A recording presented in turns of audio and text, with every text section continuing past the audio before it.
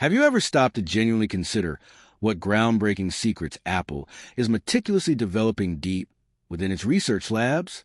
What if I told you there's an iPad concept so colossal, so incredibly potent, and so futuristically advanced that it could fundamentally redefine the entire tablet landscape? Yet, it's a product Apple might deliberately choose to keep locked away, never allowing it to see the light of day.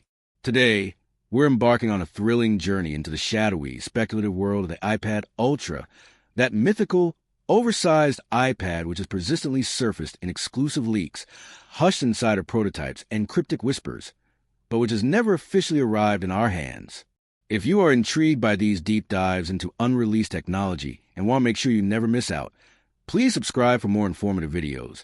As I work hard to gather useful information for you, in return you just hit the bell icon button to join our community right now. By the time this video wraps up, you'll have a complete understanding of why this phantom device could either represent Apple's most electrifying future product or stand as its most significant missed opportunity to date. The iPad's evolution since its 2009 debut has been nothing short of transformative. It began as a simple, novel concept, essentially an oversized iPhone boasting a much larger display and battery. But over the years, Apple strategically diversified the family, introducing the compact iPad mini, the versatile iPad Air, and professional-grade iPad Pro.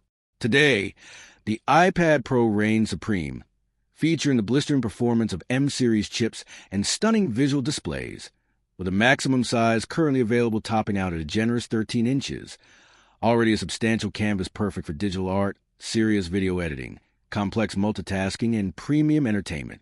However, for a number of years, Apple has been quietly investigating something far grander, exponentially bigger. Confidential reports from highly respected sources, including journalist Mark Gurman, indicate that functional prototypes of 14-inch iPad were in existence as early as 2023. This wasn't merely a modest size bump.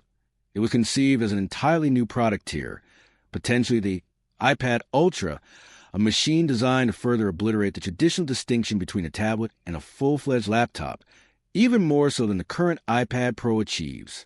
Just try to visualize the sheer experience of holding a massive 14-inch or even a monumental 16-inch iPad. Picture a device that serves as the ultimate digital sketchbook for professional artists, a truly portable and powerful workstation for video editors on the move, and an expansive, multi-window productivity playground for anyone who lives to multitask. This is a compelling, unfulfilled promise of a machine like the iPad Ultra, a device sufficiently large to potentially replace a traditional desktop monitor and setup, yet remaining light enough to be effortlessly carried wherever your work takes you. But this mystery only deepens. If Apple truly poured resources into developing this device, why has it never been released?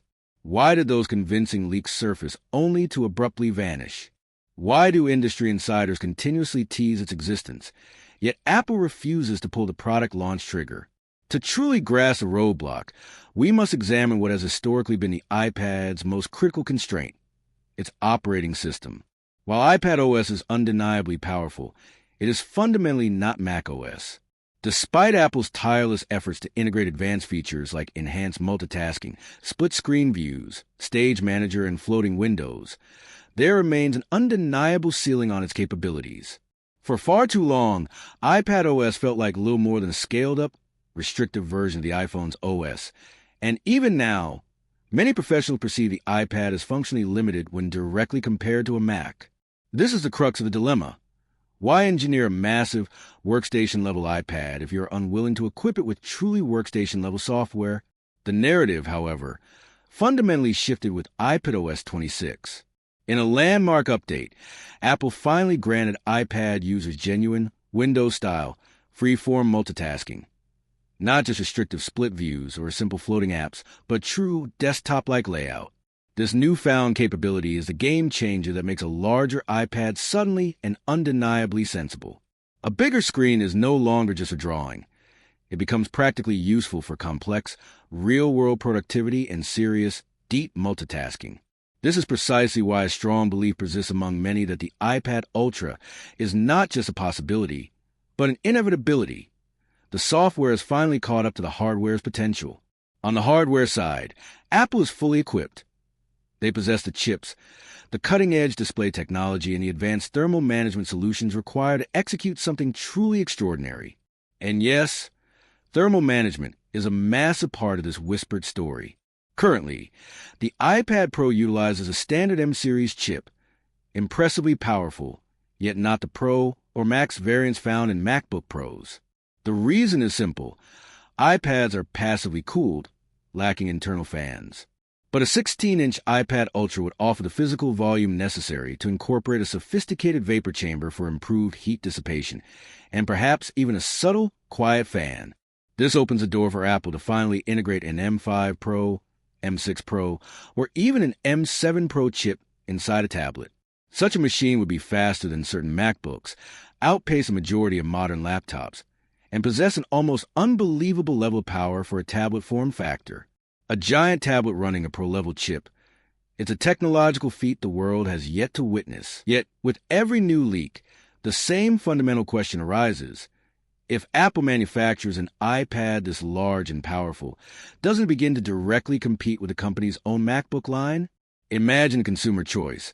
A 16-inch iPad paired with a Magic Keyboard versus a 16-inch MacBook Pro. Why would Apple consciously risk cannibalizing one of its most lucrative and highest-selling product categories? This is a core internal conflict Apple faces. On one side, there's a vocal and high-value demographic of artists, designers, engineers, architects, and all types of creators demanding a huge digital canvas. They crave a massive screen for use with the Apple Pencil, the freedom of touch input, and the unparalleled mobility of a tablet. On the flip side, conventional laptop users hold a different view. If your primary use involves a keyboard 99% of the time, a MacBook already delivers the perfect experience. No compromises, no adaptations, and no need for a tablet mode. A 16-inch tablet, when mounted to a keyboard, starts to look and feel indistinguishable from a MacBook replacement, and Apple may simply not be prepared to blur that line of product segmentation just yet. We also have to consider the cold reality of market demand. While the iPad Pro is popular, the undisputed best-selling iPad remains a basic, most affordable model. The reality is not everyone desires or needs a massive, premium-priced tablet. Apple's internal metric must ask, will enough consumers purchase this device to justify the immense cost and complexity of its mass production? This is where the story gets fascinating because, despite the product remaining unreleased, the credible leaks continue. Some sources assert that the 14-inch version was very close to launch readiness. Others maintain that a larger 16-inch version is still undergoing active testing.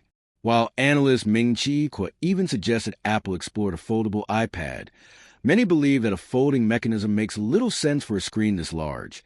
After all, people carry 16-inch laptops daily, so what is the practical need to fold the iPad? Meanwhile, competitors like Samsung already market enormous tablets, such as the Tab S11 Ultra with its massive 14.6-inch display, proving that a legitimate market for giant tablets exists, a fact Apple is well aware of. So, the fundamental question persists, will Apple ultimately decide to launch it? Right now, the probability feels perfectly balanced, sitting at about 50/50ths. Strong, recent leaks suggest Apple is indeed preparing a major announcement for 2026, featuring new prototypes and next-generation display technology, and critically, the continuous evolution of iPadOS means the timing finally aligns perfectly. If there was ever a moment for Apple to boldly experiment with an enormous iPad, this moment is now. And let's be completely honest. If Apple does release the iPad Ultra, it would instantly claim the title of the ultimate creative professional tool. Imagine photo editors working on a huge, perfectly color-accurate display, digital artists creating on a nearly 16-inch, lag-free canvas, students taking notes on a device that feels like a full-size physical notebook, and video editors constructing massive timelines with ample screen space to operate. Would it come with a premium, eye-watering price tag? Absolutely. But would people buy it? Without a doubt. Creative professionals, in particular, would adopt it immediately. My personal opinion is this. I believe Apple will release it. Maybe not this year, but soon. iPad OS is finally mature enough. The chips are powerful enough. The display technology is advanced enough, and Apple has a historical pattern of successfully expanding its product categories when all the surrounding conditions are perfect.